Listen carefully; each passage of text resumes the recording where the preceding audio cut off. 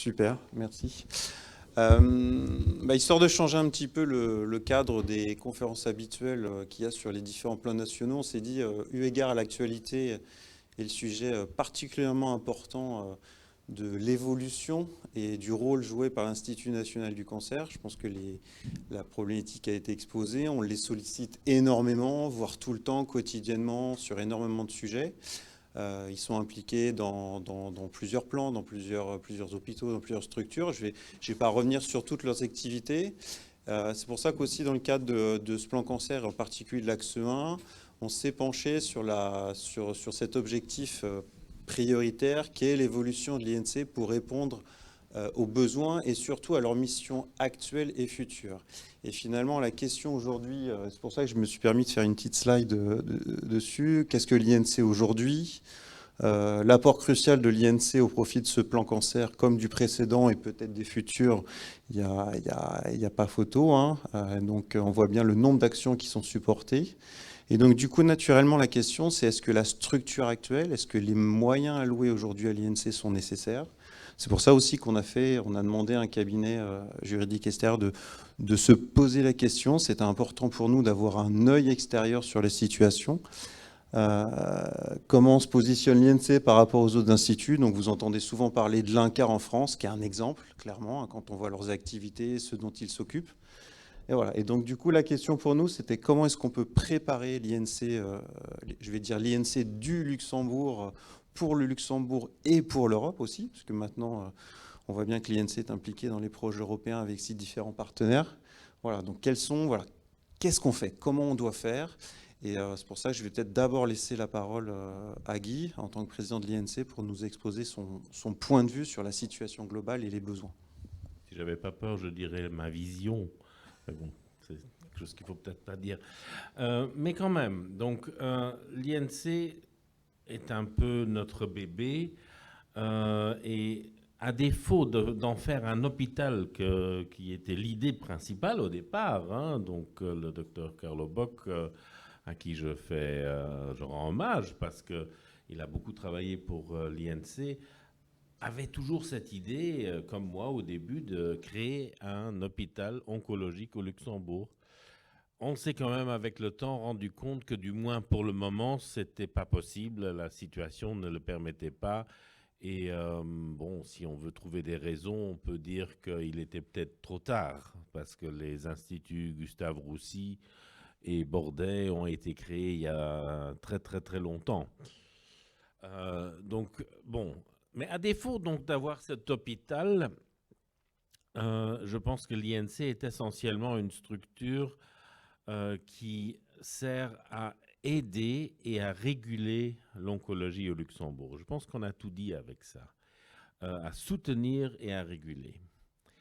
Et bon, afin de pouvoir commencer, historiquement, on a créé une ASBL avec toutes les limitations et les problèmes qu'une ASBL a, mais d'un autre côté, avec la flexibilité aussi qu'elle a. Parce qu'on pouvait très rapidement commencer, on pouvait quasiment composer notre conseil d'administration comme on voulait. Je pense que la loi, elle est assez flexible pour les ASBL. Donc l'INC actuellement est néanmoins devenu quelque chose de beaucoup plus complexe et de beaucoup plus... comment est-ce que je vais m'exprimer ? De plus coercitif en quelque sorte, parce qu'on essaye d'avoir le plus d'influence possible sur les hôpitaux. Et là, très rapidement, une ASBL devient quand même un peu juste. Donc, pour ton deuxième point, je vais donner le micro à Nicolas. L'apport crucial, qu'est-ce qu'on fait actuellement ? Je pense qu'en quelques mots, tu peux nous dire ça. Hein. Comme ça, vous verrez qu'avec tous ces points différents et ces objectifs différents, une ASBL, simple ASBL comme le petit club de foot, c'est un peu juste. Oui, je pense qu'ils ne sont plus une ASBL à certains moments. Hein. Dans la République de Marseille, je ne suis pas sûr que c'est ça. Bonjour, donc je veux commencer en parlant des slides qui Guy a montré dans la présentation. Donc c'est vraiment la slide qui a mis en évidence toutes les activités de l'ENC. Nous commençons par les RCP nationales. Il faut parler aussi de développement de guidelines et parcours nationaux, mais il faut aussi mentionner les projets européens. Il y a aussi pas mal d'autres consultations publiques, soit c'est les questions parlementaires, soit c'est certains projets européens où il faut donner l'avis du côté national. Aussi, pour faire la référence à tous les autres axes de plan cancer, notamment l'axe de diagnostic, Guy et aussi Caroline Duhem a parlé, on parlait de pipeline, de diagnostic moléculaire qui nous essayons d'établir. Donc, la diversité est énorme de tous ces projets. Et finalement, je veux aussi parler de l'axe 8 du plan cancer, les projets de recherche. Nous parlons aussi de deux choses différentes. Nous parlons aussi de recherche, translational research, donc la transition entre la recherche fondamentale et la clinique, mais aussi il faut parler de recherche en santé publique, donc healthcare policy research. Comment nous pouvons soutenir la direction de la santé, comment nous pouvons soutenir les organes qui existent au niveau de l'État avec ces décisions pour supporter vraiment pas seulement le côté curatif, mais aussi le côté de dépistage et prévention. Donc, j'ai essayé de vous donner un revue des diverses activités que nous faisons et évidemment, je veux aussi mettre en évidence notre petite équipe avec 5 personnes et aussi divers nouveaux challenges réglementaires et administratifs qui venons d'augmenter chaque jour pour vraiment vous sensibiliser dans la nécessité d'augmenter les ressources pour pouvoir soutenir le développement de ces plans nationaux, mais aussi de participer dans d'autres plans nationaux, activités qui existent dans le pays. Et question pratique, moi j'ose la poser. Du coup, aujourd'hui, l'INC, pour fonctionner, il devrait être combien réellement au regard de tout ce qu'on vous demande? Parce que je suis le premier à demander des choses à l'INC, pas tous les jours, mais toutes les semaines. Je ne vais pas laisser Nicolas y répondre, sinon il va vous répondre que pour faire les mêmes choses, l'INCa, je pense qu'ils ont 150. C'est clair que c'est un grand pays, mais bon, les objectifs sont quand même relativement semblables. Donc, effectivement, je pense qu'il faudrait augmenter le personnel, ça c'est clair, mais également la structure afin de pouvoir mieux faire face à toutes ces demandes.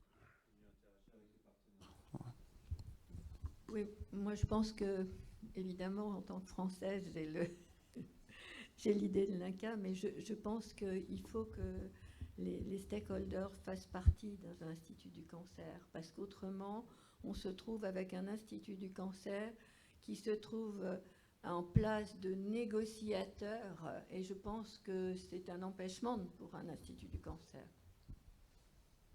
Oui, c'est ce que j'ai montré dans mes dias, donc je pense que c'est vraiment essentiel, même si, comme on a dit tout à l'heure, c'est pas facile de trouver un bon équilibre entre la participation des pouvoirs publics dans une structure comme ça, mais je pense qu'il nous la faut quand même.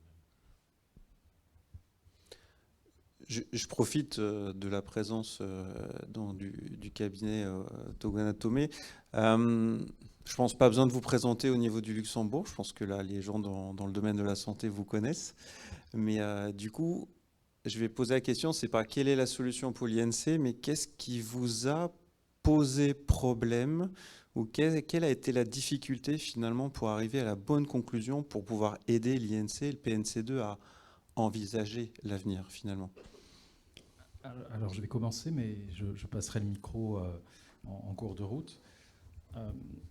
On a fait plusieurs allers-retours dans l'analyse parce qu'il nous a semblé nécessaire vraiment de partir des objectifs du PNC qui sont assez clairs en fait sur la nécessité de la réforme et sur la volonté même de réformer l'INC, assez clair aussi sur le souhait d'apporter à cette structure davantage de ressources et de moyens. Et donc, partant de ce constat, on a fait une analyse en direction de plusieurs types de structures juridiques, notamment l'établissement public. Puis on a fait un retour sur nous-mêmes en nous disant, partons quand même du statut juridique actuel de l'INC, voyons les réelles limitations juridiques que présente la SBL par rapport à l'évolution que l'on souhaite apporter à l'INC. Donc c'est d'ailleurs une étude que l'INC avait lui-même réalisée et qu'on a approfondie à partir de critères d'analyse plus étendus. Et donc notre méthodologie a été celle-là, c'était de comparer différents statuts juridiques, pas de manière statique, mais de manière un peu dynamique au regard des objectifs qui sont ceux de l'INC. Et je pense qu'on est très heureux d'avoir apporté notre contribution à la réflexion, mais elle est relativement modeste parce qu'une grande partie des interrogations sont quand même liées aux missions que l'on souhaite confier dans le futur à l'INC, et donc quelle forme juridique sera adaptée au regard de ces nouvelles missions. Et là-dessus, évidemment, en tant que juriste, on n'a pas la réponse complète. Donc les principales contraintes pour répondre à la question juridique que l'on a vue, sont la difficulté qu'il y ait une adéquation entre le statut et les missions. Aujourd'hui, quand on regarde les statuts de l'INC, on voit une certaine... on ne veut pas faire table rase du passé non plus, mais une certaine limitation liée au fait que l'INC est avant tout un coordinateur. Ce n'est pas forcément un organe qui a un pouvoir de prise de décision. Il faut que les choses soient faites en commun avec les autres acteurs, mais il n'a pas ce pouvoir d'imposer des décisions ou d'imposer des décisions comme l'État pourrait le faire en matière d'action publique. C'est vraiment ça la principale contrainte, limitation qu'on a vue. Et ensuite, l'aspect plus formel est celui de l'existence ou pas d'une base légale pour l'INCa. Mais cela, finalement, à travers l'étude, on a vu que finalement, il n'y a pas de structure juridique parfaite pour l'INC. Plusieurs pistes d'évolution sont possibles, mais ça doit être examiné au regard des missions que l'on va confier à l'INC pour les prochaines années. Oui, parfaitement. Donc, du coup, est-ce qu'on peut envisager, volontairement, je connais un peu la réponse à la question, mais est-ce qu'on peut envisager un double mode d'emploi, c'est-à-dire une action à court, moyen terme et une action à plus long terme pour l'INC, voilà, c'est-à-dire une SBL évoluée et préparer le futur en fonction effectivement des missions qu'on va demander à l'INC, en fonction de ce que veulent les stakeholders, parce que c'est vrai qu'on va toujours vers l'INC et finalement on ne prend pas le temps de dire aux stakeholders est-ce que vous êtes content, pas content, etc. et qu'est-ce que vous voudriez en plus. Je sais pas. En tout cas, l'orientation à la fin, à l'issue de notre étude, c'est qu'il y a un scénario que l'on trouve plus fort que les autres, c'est celui d'évoluer vers l'établissement public, avec les contraintes juridiques que cela pose, puisqu'il faut une loi et qu'une loi prend du temps à être adoptée. Maintenant, il y a d'autres possibilités, des modifications peut-être plus souples et plus dans la douceur, notamment déjà adapter les statuts pour permettre un vrai rôle directeur à l'INC. Peut-être au regard des missions que l'INC pourrait avoir en matière de recherche, comme le soulignait Nicolai, parce qu'effectivement, aujourd'hui, on est beaucoup dans un rôle de coordination, d'essayer de fédérer, mais finalement pas forcément dans une définition de la stratégie en tant que telle. Peut-être qu'effectivement, on pourrait passer par une évolution en plusieurs stades, déjà faire évoluer les statuts pour rendre l'INC plus opérationnel, plus directeur.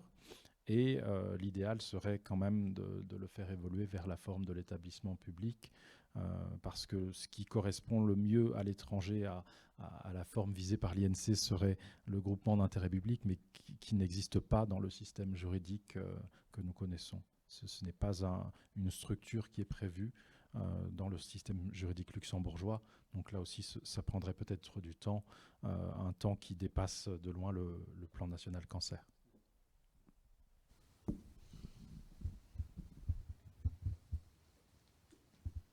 Ce que je voulais dire en étant, j'allais dire, nouvelle dans ce plan Cancer 2, ayant quand même participé au plan Cancer 1, je pense qu'il y a besoin d'une continuité dans cette planification de la cancérologie au Luxembourg et que je ne vois pas d'autres instances que l'INC pour assurer cette continuité parce que les acteurs changent. J'ai fait ce petit travail ce matin en regardant qui était dans le board du premier plan cancer et puis l'intervalle qui s'est passé entre les deux, qui sont dans le deuxième plan cancer. Le travail fait dans le premier plan cancer n'est pas obligatoirement connu par ceux du deuxième plan cancer. Et je trouve que d'un autre côté, c'est une certaine perte d'énergie.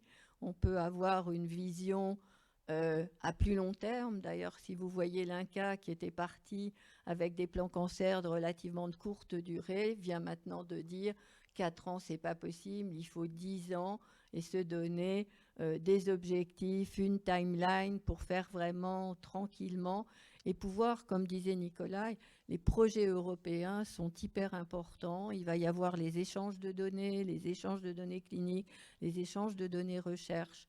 Et je pense que vraiment, il faut un routeur et que l'INC serait ce routeur du plan cancer.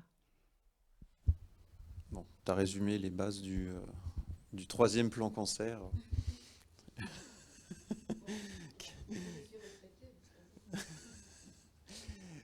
Est-ce qu'on a des questions dans l'audience ou est-ce qu'on a des questions sur le chat ou pas du tout? Non, les gens sont spectateurs et posent la question. Ok. De quoi? Non, c'est très bien, ça veut dire tout est clair. Oui, moi je reviens un point sur la recherche, parce que je pense Simone sait que j'adore entendre cette phrase que la recherche d'aujourd'hui, c'est la médecine de demain. On le voit sur les traitements médicamenteux qui sont en phase clinique, qui sont voilà, en phase pilote, etc. Et aussi, je voudrais en revenir sur l'Europe, c'est comment on va se constituer, parce on est tous régulièrement au niveau du Luxembourg sollicités pour ces projets européens qui demandent énormément de monde, énormément de temps. Je ne parle pas de moyens financiers, mais déjà il faut du monde, il faut du temps, il faut des équipes dédiées à ça. Comment est-ce que vous voyez l'INC et les interactions avec ses partenaires pour justement ces projets européens et ces projets surtout de recherche européens? Bon, donc, au début, je vais mentionner dire que ce n'est pas possible de faire tous, spécialement parce que nos ressources sont assez limitées au Luxembourg par rapport aux grands pays. Mais en tout cas, nous avons une obligation, mais aussi un intérêt de participer dans certains projets. Il y a pas mal de bons projets aussi qui sont absolument compatibles et qui nous pourront donner une grande synergie avec notre plan national Cancer 2. Donc, trouver un bon choix de projet, mais aussi essayer de regrouper les ressources que nous avons déjà au niveau national. Effectivement, nous déjà faisons ça. Je vais mentionner par exemple la Joint Action Crane, dans laquelle nous voulons participer.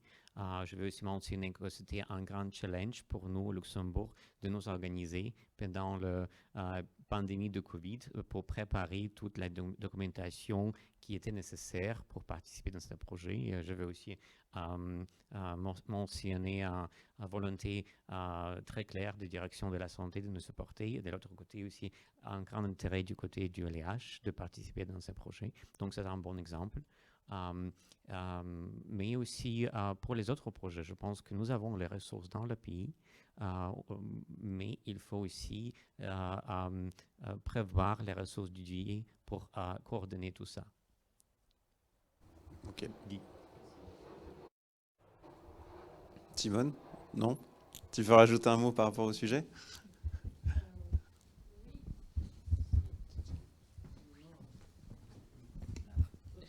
Je dois venir là. Ok. Merci, Fabrice. Oui, en effet, je pense que la volonté est clairement là au Luxembourg, dans la communauté, aussi pour travailler ensemble. Mais il y a souvent les projets européens qui demandent un investissement de coordination important. Mais je crois qu'il faut aller au-delà de la coordination, après, il faut mettre en œuvre ce que par exemple aussi est proposé alors au niveau européen. Et là, il y a clairement, on est en retard dans certains domaines. Par exemple, les Comprehensive Cancer Centers, par exemple, qui est quelque chose qui est promu au niveau européen, qui améliore la qualité de l'oncologie au niveau du traitement du patient et de l'implication de la recherche. Donc, c'est des choses qu'il faut pouvoir mettre en œuvre, pas seulement participer. Et pour ça, c'est clair, il faut une volonté politique et un investissement. Je vous rajoute une corde supplémentaire au futur INC, une coordination européenne.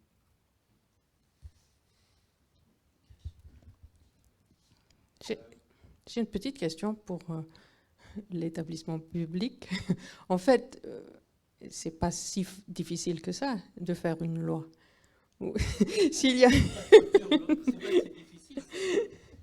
Maintenant, quand on fait des lois anti-Covid, ça va vite. C'est évidemment une urgence, loi d'exception. On ne peut pas vraiment justifier l'établissement public de l'INC comme loi d'exception. Je pense que même avec la meilleure volonté du monde, je ne réussirai pas à convaincre Madame la ministre pour ça. Mais bon, l'établissement public en soi, oui, je pense que ça, c'est certainement quelque chose qu'on pourra discuter. Mais en attendant, je pense qu'il faudrait faire peut-être des aménagements que vous avez proposés et que j'ai montrés sur une des dias, en attendant des statuts, le changement de changer les statuts, etc.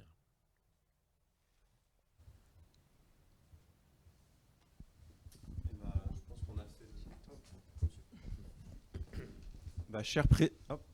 Vincent. Il va changer.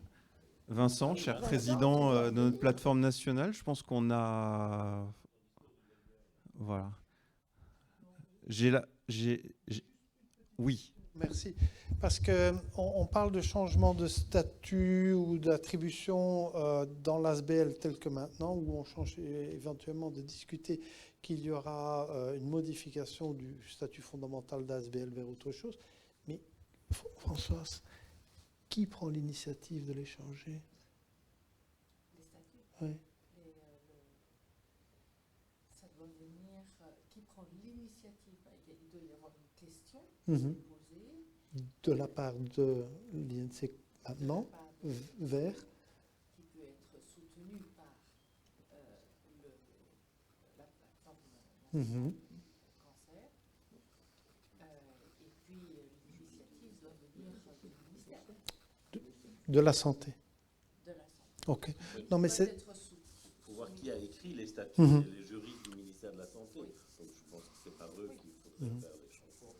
Pour répondre à ton point, Vincent, je pense qu'on doit être à l'initiative de cette initiative, où Mhm. effectivement, on sait que la direction de la santé, via le plan national cancer, va supporter l'INC dans sa demande. Oui.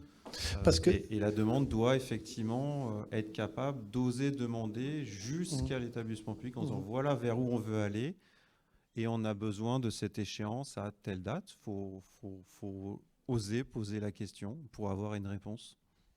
Parce que ici dedans, dans le point 1, axe 1, 1.11, objectif, c'est in extenso, effectivement marqué qu'il faut modifier quelque part le statut, etc. etc.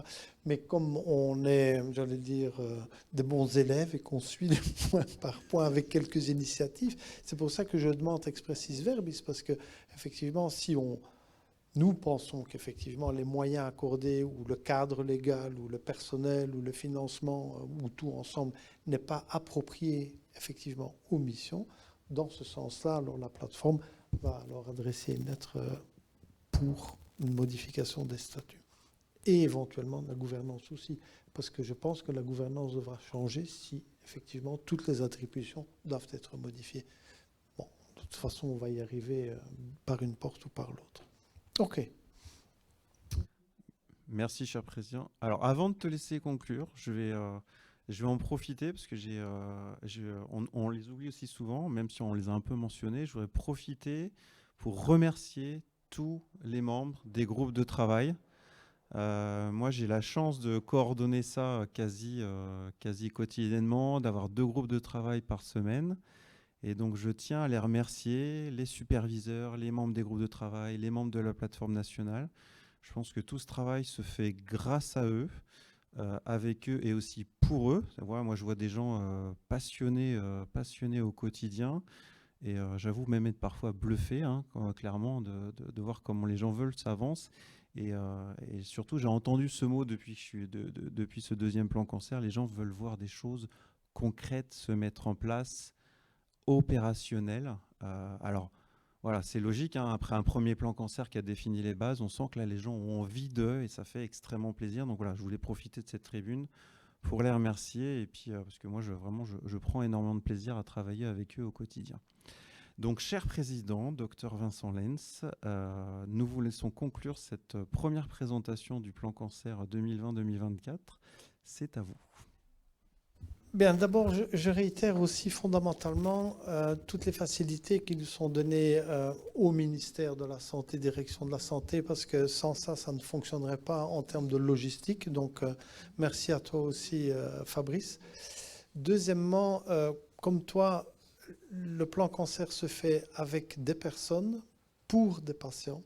Et donc ça, c'est très important. On a une chance, et je le dis encore une fois, inouïe d'avoir des patients. Je pense qu'il faudrait les munir de porte-voix. Peut-être comme Catherine l'a dit dans l'exposé de l'axe du 3, c'est effectivement faciliter, j'allais dire, notre interpellation par rapport à celui qui utilise effectivement les hôpitaux, les médicaments, la recherche, enfin, etc., d'avoir une interface beaucoup plus aisée avec une représentativité des patients qui sort du cadre de ce qu'il est actuellement, parce que la fondation n'est pas une représentation des patients. CRIPSCAN est une représentation effectivement des patients, mais c'est une frange, j'allais dire, de la population qui a un cancer. Mais comme l'a rappelé Catherine, on ne sait pas combien ils sont, on ne sait pas combien de cancers il y a, et donc de favoriser effectivement pour aussi les adultes une interface qui peut nous servir, j'allais dire, d'évaluateur, mais qui peut aussi leur servir, nous autres comme plateforme nationale, d'interface, j'allais dire, par rapport à des demandes, par rapport à des problèmes particuliers, comme dans l'axe de Grégory ou l'accès aux médicaments, etc., etc. Donc ça, c'est quelque chose de très important. Je dois souligner effectivement en rouge quelques mots qui ont été numérisation, digitalisation, échange des données. Il ne faut jamais croire, s'il y a des patients qui nous écoutent, que c'est pour exploiter leurs données, mais c'est pour échanger leurs données, pour prendre en charge beaucoup plus facilement leur maladie.